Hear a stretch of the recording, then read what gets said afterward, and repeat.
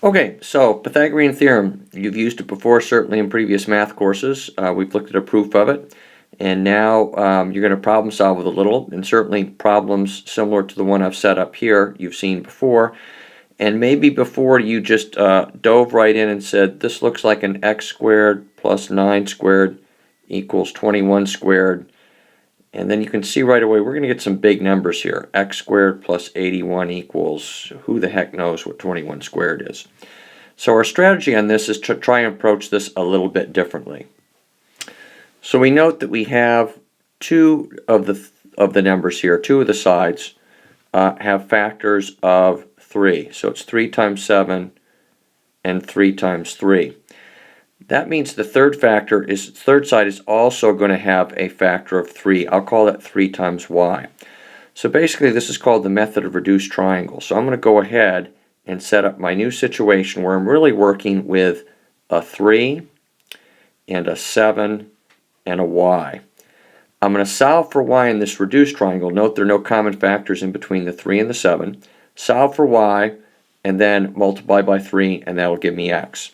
So using the Pythagorean theorem of the reduced triangle, I have y squared plus 3 squared equals 7 squared, or y squared equals 49 minus 9 equals 40, y squared equals 40, and then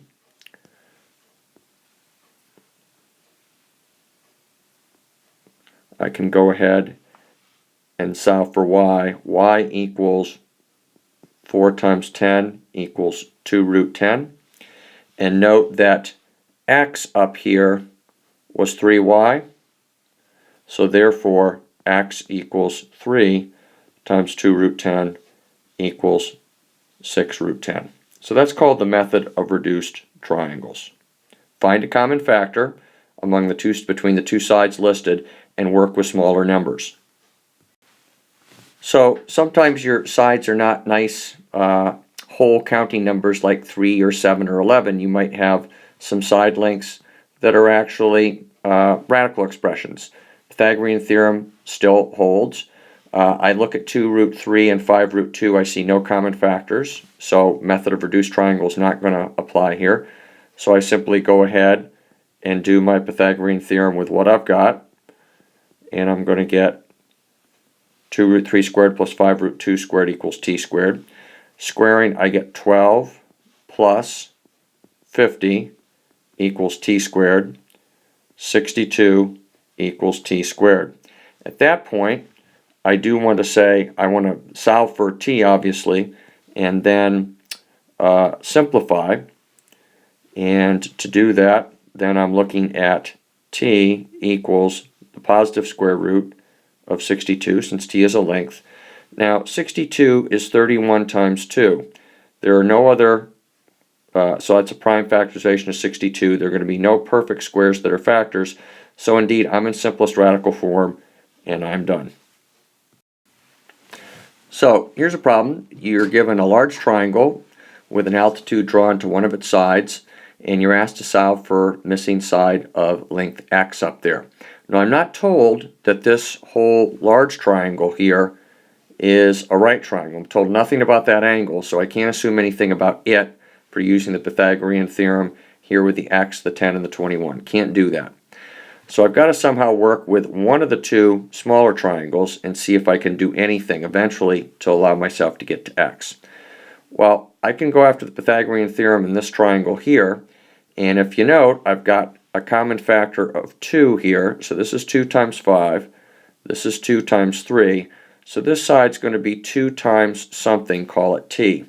So my method of reduced triangle here, then I can work with a 3 and a 5, and here I'm working with a t.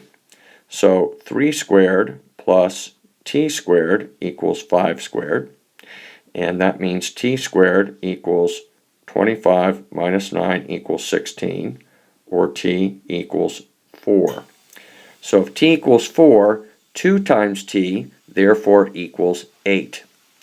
So now if I go ahead and look in the triangle, the little triangle to the right here, I've got a right triangle again, given. I've got an x, I've got an 8, and I've got a 15. So now I can go ahead, any common factors between 8 and 15, and the answer is no. So I've got to do Pythagorean theorem. 8 squared plus 15 squared equals x squared. 64 plus 225 equals x squared. And we'll shrink that down a little bit more. And then I'm down to 289 equals x squared. And that turns out, x turns out to be 17, because 17 squared is 289. That might get you to wonder if there aren't perhaps some numbers here, 8, 15, 17, 6, 8, 10, where we have some Pythagorean, what are called Pythagorean triples. So indeed we have some nice whole counting numbers that turn out to be Pythagorean triples, meaning that if you were to square the smallest number and square the middle number, and then add those two squares together, that'll get you the square of the largest number. So if you were to pick one of these, for example, the 5, 12, 13, we note that 25 plus 144 indeed equals 13 squared, or 169. And you can confirm that that's true, that 7 squared plus 24 squared equals 25 squared, etc. These you want to memorize. You have to have these families of Pythagorean triples memorized to recognize them. For example, for a problem like this, if we have memorized and kept track of an 8, 15, 17 right triangle family, I answer this question directly, and my answer is 15. What do you need to be careful about with this process? Well, note, in the 8, 15, 17 right triangle, the 17 is the hypotenuse, and it's appearing as the hypotenuse here. What happens if you've got a triangle, and we'll look at, say, the 3, 4, 5 triangle, 3, 4, 5 family. If a leg is 5 and another leg is 4, does that mean this missing side here is 3?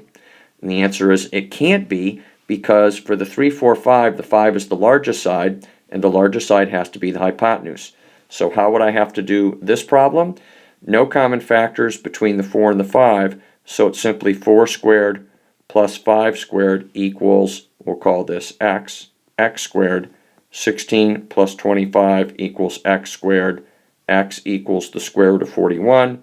No perfect squares, or indeed any factors of 41 that I can simplify that expression, so x equals root 41 is my final simplified radical answer for the missing side of that triangle.